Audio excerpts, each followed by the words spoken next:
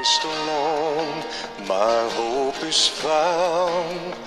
He is my light, my strength, my song, this cornerstone. Magandang umaga po at welcome po sa ating programa, My Morning Manna with Pastor OG.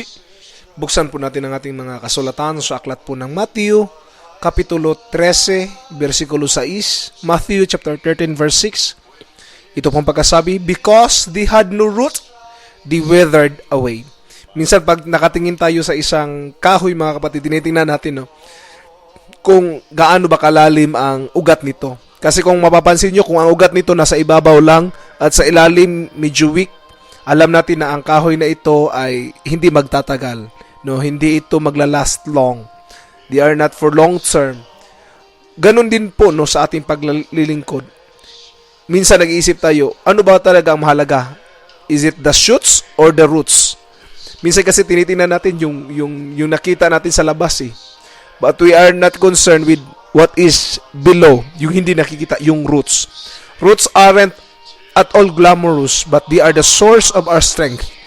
If our roots go deep in the knowledge of God, and our knowledge are hidden with Christ in God, then we'll be strong, resistant to the blight, and more likely to survive the storms of adversity.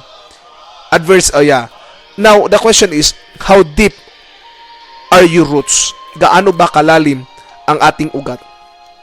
Kung ang ating ugat ay hindi napapalalim doon sa kaalaman sa ating Panginoon, kung mababaw lang tayo na Kristiyano, hindi po tayo makakasurvive bilang isang Kristiyano. Ang napakahalaga po nating pagtuunan ng pansin, yung root po natin, yung root system na meron tayo, yung pundasyon na meron tayo sa Panginoon. Last point po na gusto kong bitiwan, the roots of stability come from being grounded in God's Word and prayer. Kung gusto po natin maging matibay yung ating ugat, continue in reading the Word of God, continue in prayer, continue on Bible study, because that will help you to be strongly grounded, mga kapatid. God bless at magandang umaga.